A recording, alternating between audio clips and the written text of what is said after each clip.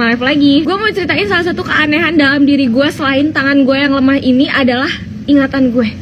Gue tuh susah banget buat nginget jalan. Awalnya gue mikir kayak ya udah sih baru sekali, 2 kali, 3 kali, 4 kali gitu, nggak mungkin langsung hafal juga gitu, santai aja nih normal. Sampai dimana gue mikir kayak kok gue nggak hafal jalan ya, apalagi jalan ke kampus gue. Lu bayangin gue sekarang udah semester 5 dan sekarang semester ini tuh gue udah hampir tiap hari ke kampus terus bolak-balik. Tapi sampai sekarang gue nggak hafal jalanan kampus gue. Kok bisa? Nggak tahu. Gue kayak ngelihat jalan, tapi kalau malam hari itu tuh menurut gue jalanan sama aja bentukannya. Jadi kayak gue suka bingung gitu kalau di grabnya. Ini kemana neng? Ke kanan atau ke kiri? Kayak nggak tahu. Jangan tanya saya pak. Ada satu kejadian di mana gue baru balik dari kampus sekitar jam 7 atau setengah 8 malam gitu. Terus abang grab gue ini nggak tahu jalan dari kampus ke rumah gue. Terus kan ini posisinya dari kampus ke rumah gue, yang artinya menuju rumah gue. Harusnya gue tahu dong. Dan itu di situ tuh gue pede karena si abang ini ngomong, neng tahu jalan kan? Saya nggak pakai Gmaps soalnya. Terus gue bilang, oh iya pak, saya tahu kok jalannya, nanti saya arahin aja. Udah sombong banget, udah pede kalau gue hafal. Nah jalan kan nih udah seperti biasa, ke kanan ke kiri udah bener deh tuh gue ngarahinnya. Sampai dimana mau pertigaan, si abang ini bukan nanya ini ke kanan atau ke kiri, tapi kayak langsung memastikan ini belok kanan kan, dan itu posisinya udah mau belok gitu. Dan gue yang kayak panik, jadi kayak iya ya ke kanan, padahal itu harusnya ke kiri. Jadi gue salah ngarahin. Yang sama gak sih, kayak gue kayak panik aja kalau misalnya ditanya arahnya tuh kemana, apalagi bukan nanya kayak kanan atau kiri, tapi langsung memastikan ini kanan kan gitu. Terus kayak panik, jadi kayak iya benar langsung iya aja. Terus ya udah bener aja, pas belok kanan itu malah ke arah Gandul, itu malah menjauhi rumah gua. Dan itu akhirnya gue ujung-ujungnya apa, buka Gmaps. Jadi gue ngarahin dari belakang sambil ngeliat Gmaps. Kayak nggak lagi-lagi gue sotoy bilang gue tahu rumah gue. Gue udah lama gak cerita horor, dan sambil menunggu sahur mending kita cerita horor. Kali ini gue mau cerita soal horor yang ada di pesantren ya. Setelah kemarin gue cerita gue pengen banget masuk pesantren, gue mau ceritain cerita-cerita horor yang ada di pesantren. Oke, ini kejadian pas malam hari. Ada seorang anak perempuan yang kebelet BAB ya kan. Ini jam 9 malam nih, kalau di kota emang masih terang ya kan. Gue yakin juga lu pada masih nongkrong. Cuma nih pesantren letaknya ini jauh dari kawasan warga-warga dan lumayan terpencil, dimana di samping-samping pesantren ini masih banyak pohon-pohon rindang yang gede-gede. Jadi otomatis ini gelap banget kan di situ. Dan lampunya juga cuma ada beberapa tempat aja, nggak di seluruh tempat ada lampu otomatis. Ya masih remang-remang gitu lah. Nah cuma karena udah saking kebeletnya nih cewek, akhirnya dia memutuskan untuk tidur. Nggak dong, bisa-bisa jebret di kasur dong. Dia ke kamar mandi, gila kali. Dia memberanikan diri untuk ke kamar mandi yang posisinya nih, posisi kamar mandi ini nih di luar asrama. Lu bayangin aja tuh, udah malam-malam, semua orang udah pada tidur ya kan, dia sendirian keluar dari asrama. Itu kondisi lampunya itu remang-remang, dia harus ngelewatin lapangan terus baru keluar asrama, baru ada kamar mandi. Ini apa gue ceritain maju-maju begini sih? Munduran aja dong, santai aja Min. Sampai lagi di kamar mandi. Jadi kamar mandi itu ada 2 bilik, dan di tengah-tengahnya itu ada sekat tembok gitu. Tapi di tengah tembok di sekatan itu tuh ada bolongan yang bisa lah untuk ngoper kayak sabun, sampo dari kamar mandi satu ke kamar mandi satunya lagi. Nah pas sampai di kamar mandi, si cewek ini tuh udah ngeh kalau di kamar mandi satunya lagi tuh ada orang yang lagi mandi, karena suara jebar-jeburnya tuh kayak buru-buru dan kenceng banget. Tapi dia nggak peduli karena kayak udah kebelet banget, dari ujung nih kayaknya dikit lagi tuh udah cepirit gitu. Gak cerita akhirnya udah kelar buang hajatnya, habis itu mau cebok dong. Pas dilihat nih ngapa gayung kagak ada gitu kan. Ini dia baru sadar kalau nggak ada gayung dan nggak ada sabun juga. Mikir dong, ini gimana nih, udah nggak ada tisu juga kan, udah berasa orang barat kita pakai tisu kan, nggak bisa tuh, nggak enak kan. Akhirnya nih karena di kamar mandi sebelah itu masih jebar-jebur terus, nih udah kagak tahu deh berapa ember yang dihabisin karena dia jebur-jeburnya tuh cepet banget. Dan kayak berarti kan kayak air yang dibutuhin sama dia tuh banyak banget kan. Terus akhirnya si cewek ini memberanikan diri, walaupun sebenarnya takut juga, siapa yang mandi malam-malam kan. Akhirnya memberanikan diri untuk ngomong ke sebelah, boleh pinjem gayungnya nggak? Setelah dia ngomong kayak gitu, seketika bunyi cipratan jebar-jebur orang mandi itu langsung hilang, hening, dan langsung muncul suara laki-laki yang bilang, jangankan gayung, kepala aja saya nggak punya. Wah seketika langsung lari nih cewek, nangis-nangis, nyampe kamar teman-temannya semua langsung bangun dan kayak nanya kenapa. Tambah kaget lagi, si ceweknya lupa pakai celana. Kalau gue jadi dia juga panik sih ya, kayak gue udah lupa tuh celana bodo amat deh celana, yang penting gue kabur dari situ.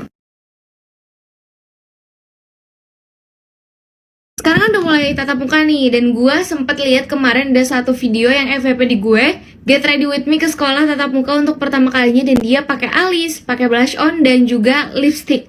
Enggak, gue nggak akan komentarin kenapa ya anak pelajar sekarang tuh ke sekolah pakai lipstick. Enggak, gue nggak akan komentarin itu karena gue juga pernah pada masanya. Jadi gue sekarang akan cerita versi gue nih waktu gue dulu SMA. Jadi gue udah pernah cerita waktu gue pertama kali pakai lip tint ke sekolah itu waktu kelas 11 SMA. Nah di cerita itu kan gue bilang ya kalau gue udah sempat terciduk oleh beberapa guru, kayak beberapa guru ini udah notice kalau gue tuh pakai sesuatu di bibir gue, dan udah pernah juga ditanya langsung, kamu pakai lipstick ya? Dan sudah jelas waktu gue dituduh seperti itu gue mengelak, gue bilang enggak bu, saya nggak pakai lipstick. Ya karena gue pakainya lip tint dong, bener dong gue nggak bohong. Nah setelah itu gue juga ngerasa kayak lip tint itu terlalu merah untuk bibir gue yang pinggirannya hitam, jadi kayak jelek lah hasilnya. Akhirnya gue memikirkan ide lain untuk membuat bibir gue tuh bisa lebih ada warnanya tapi nggak ketahuan sama guru-guru. Nah gue berpikir untuk menggunakan pewarna bibir yang warnanya nude kayak warna bibir asli. Cuma pada saat itu gue nggak tahu kalau lip tint itu mengeluarkan warna nude yang kayak soft gitu. Gue taunya tuh lip tint warnanya kayak merah, pink atau pink tua kayak gitu. Jadi gue belinya apa? Gue belinya lipstick guys. Enggak, dia bukan lipstick tapi gue belinya lip matte La Tulip nomor 09. Itu udah nggak dijual lagi, padahal itu warnanya bagus banget buat base ombre guys. Dia tuh kalau dipakai banyak warnanya agak coklat, tapi kalau dipakai dikit aja nih terus diratain pakai tangan itu warnanya kayak soft banget, kayak bahkan sebenarnya tuh nggak kelihatan kalau lo pakai sesuatu di bibir lo karena kayak warna bibir asli. Cuma gue nggak tahu kenapa nih guru-guru di sekolah gue kagak bisa ditipu. Ada aja yang enggak kalau gue tuh pakai sesuatu di bibir. Nah gue pakai si lip matte itu ke sekolah itu kelas 11 semester 2. Jadi udah mau OTW kelas 12. Cuma emang namanya manusia kayak kurang puas. Sebenarnya gue nggak akan ketahuan kalau misalnya gue cuma pakai si lip matte itu. Tapi gue nggak cuma pakai lip matte itu ke sekolah, gue pakein lip tint di tengahnya dikit. Jadi kayak ombre gitu, emang tolol gitu. Jadi akhirnya ketahuan lah sama guru. Ketahuannya gimana? Jadi gini, jadi pas awal pagi-pagi dia habis sholat duha, karena kan gue man nih, gue sekolah di man nih. Terus sholat duha, kelar sholat duha, gue biasanya tuh ke kantin. Cuma pada saat itu ada guru BK yang jagain kantin, jadi semua murid nih nggak boleh ke kantin, langsung harus masuk ke kelas. Gue nggak tahu pada saat itu lagi ada kunjungan siapa gitu, jadi nggak boleh berkeliaran deh, pokoknya harus langsung masuk kelas. Gue tuh aus banget pada saat itu, jadi kayak gue beraniin sendiri ke kantin buat nanya ke si guru BK gue ini, bu kenapa ya bu kagak boleh kantin, saya mau beli minum gitu. Pas gue salim, gue ngomong, terus dia bukannya natap mata gue malah ke bibir gue. Wah dalam hati gue, wah ketahuan nih gue, baru batacap soalnya kan. Dan bener aja langsung, kamu pakai lipstick ya? Beh, dalam hati mana gue sendirian lagi di sini, gue langsung aja jawab tuh, hah lipstick? Kembali lagi diceritain cerita kalian. Udah lama banget nggak cerita, kayak maaf ya aku sibuk ngapa-ngapain. Oke, jadi cerita kali ini gue yakin banget ada yang relate ya, karena siapa di sini sih yang nggak mau iPhone dulu gitu? Pasti suka ngerek-ngerek kemalu kan minta iPhone. Cerita kali ini dari Cindy, yang udah pasti Cindy ini adalah nama samaran nih. Jadi Cindy ini memang anaknya tuh pintar gitu, tapi dia nggak pernah juara satu karena ada temennya yang lebih pintar lagi dari dia. Nah suatu hari dia tuh pengen banget iPhone, terus sama emaknya kayak, iya gue bolehin tapi lu juara satu dulu. Akhirnya belajar lah di Nia ya kan, apa sih, belajar lah nih dia ya kan si Cindy, tapi tetap kagak bisa karena temennya dia pintar banget ini si temennya, jadi dia tetap kagak bisa juara satu. Jadi ya udahlah, akhirnya si Cindy kayak ikhlas, kayak yaudah karena gue gak bisa juara satu, yaudah dia nggak usah beli iPhone. Gak berapa lama kemudian itu ada lomba cerdas cermat. Akhirnya dia bilang lagi nih, ngebujuk maknya lagi kayak, ma aku mau ikut lomba cerdas cermat tapi berapapun aku juaranya, juara berapapun aku itu aku mau iPhone. Terus maknya bilang, iya nggak apa-apa, iya ikut sono lu. Kelar ngikut, dia akhirnya kayaknya sih juara, tapi kagak dikasih tahu dia juara berapa. Pokoknya abis itu maknya bilang ntar dibeliin pas lebaran karena punya duitnya pas lebaran. Akhirnya bersabarlah si Cindy ini, dan beberapa hari kemudian ini tiba-tiba HP masnya alias abangnya Cindy ini rusak. Akhirnya belilah HP baru. Di situ Cindy nggak iri sama sekali karena kayak ya udah emang rusak HP-nya jadi harus beli. Pas pulang-pulang dari beli HP, lu tahu ternyata abangnya membeli HP yang Cindy mau alias iPhone. Cindy yang melihat abangnya membawa handphone iPhone langsung kayak sakit hati dong, kayak wah kok dia anak bener ya, gue belajar siang malam mati-matian sampai encok pinggang gue belajar mulu gitu kagak dibeliin iPhone, sedangkan dia timbang dirusakin dong ngapain langsung dibeliin iPhone. Karena kesel sakit hati akhirnya Cindy merajuk. Iya elah merajuk, tapi bukannya didiemin gitu sama orang tuanya, malah diomelin balik kayak kamu nih udah minta-minta juga malah ngerajuk. Jadi kayak malah Cindy yang salah. Terus Cindy menangis dan berpikir kayak, kok jadi gue yang diomelin, harusnya gue korban loh di sini. Sekarang Cindy tuh nggak dibeliin handphone iPhone-nya, jadi tiap kali dia ngeliatin handphone masnya tuh dia yang kayak, saya tuh punya aku, dia milikku bukan milikmu. Pintu keran yuk. yakin lo mau tukeran gigi sama gue? Ini emang terlihat dari depan, dari penampakannya ini baik-baik saja gigi gue apa sih? Tapi kalau lo tahu nih permasalahan gigi gue, gak akan lo minta tukar.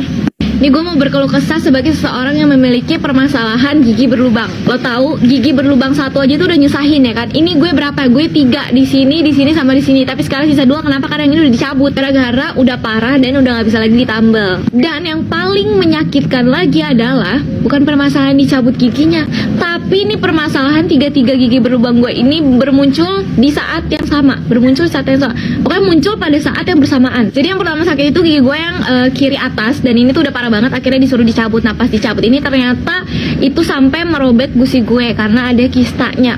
Lu bayangin gak tuh sesakit apa? Terus akhirnya dijahit ya kan. Pas udah dijahit, gue nggak dibolehin untuk makan di sebelah sini dulu karena takut merusak jahitannya, dan karena masih berdarah juga. Jadi gue harus makan sini. Sementara sebelah sini atas bawah gue ini bolong dan lagi rusak dua-duanya. Jadi emang bener tambelannya tuh dua-duanya udah parah, udah rusak juga. Jadi lo tahu selama penyembuhan gigi gue yang sebelah sini habis cabut ini nih sekitar semingguan itu gue makan bubur. Kenapa? Karena kalau gue makan nasi gue harus mengunyah dong. Dan gue kalau ngunyah harus di sebelah sini yang sampai belibet kan gue ngomong. Jadi pokoknya kalau gue makan nasi atau makanan yang lauk pauk segala macam itu kan harus dikunyah ya sebelah sini. Dimana sebelah sini tuh dua-duanya bolong, tambelannya udah rusak dan udah lumayan dalam. Jadi kalau ada makanan masuk tuh sakit banget. Nah masuk dimana hari gue buka benang jahitan. Gue pikir penderitaan gue makan bubur selama seminggu udah selesai. Ternyata pas dicabut jahitannya itu sama dokternya masih disuruh untuk makan bubur seminggu ke depan. Jadi 2 minggu total. Udah cuma boleh makan bubur dan gue cuma makan sekali. Kenapa sekali? Karena di kampus gue itu tidak ada yang jual bubur. Sementara gue full dari pagi sampai sore itu di kampus gitu, kelas ya kan. Jadi gue selama di kampus itu cuma beli susu untuk ngeganjel perut gue doang. Jadi gue baru beli bubur itu pas gue pulang. Penderitaan gue gak cuma sampai situ aja. Terus kan akhirnya ditambal nih yang atas, terus baru yang bawah. Yang bawah ini sakitnya naujubillah, gue sampai nangis berhari-hari, 3 hari menahan rasa sakit.